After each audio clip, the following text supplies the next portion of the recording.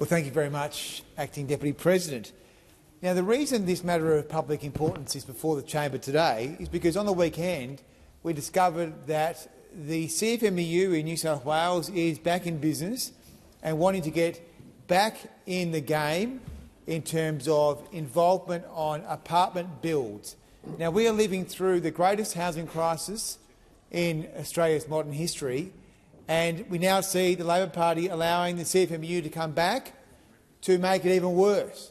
So these are the people that brought you the housing crisis. If you're a younger person, you are exposed by the Labor CFMEU alliance, which has added a 30% premium in some cases to new apartment builds. 30%. So for many younger Australians, their first house will not be a standalone brick or weatherboard. It will be a small apartment in Melbourne, Sydney or Brisbane. And the CFMEU 30% tax is a punitive tax on younger people. Now, how did we find ourselves in this situation, Deputy President?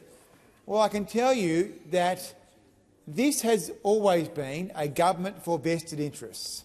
And one of the first acts of this government was to abolish the Building and Construction Commission, which was holding this CFMEU in check. And in fact, the Prime Minister said at the time, back in 2022, the ABCC, he says, has been a disgraceful organisation.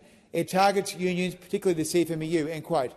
Now, that was a very good quote, because we subsequently found out from the Sydney Morning Herald and Age's investigations, Building Bad, that the CFMEU is actually Australia's mafia.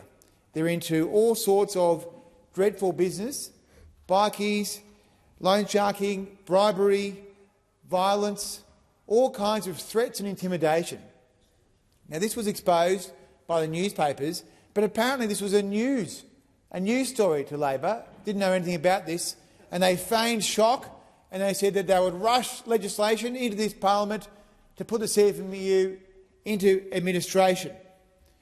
The whistleblowers, in fact, at the time had said, very brave whistleblowers, to come out and speak against the CFMEU because they are, of course, running the risk that they may end up at the bottom of the harbour wearing concrete boots. But one Mr Robbie Cisalia said, quote, "It wasn't about workers anymore, it was about power and fear. You couldn't say no."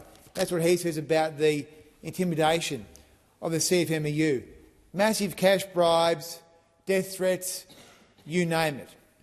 And so that is the position of the Australian government. They thought it was more important to protect a militant union which had broken the law to the point where it was adding a 30% premium onto young people.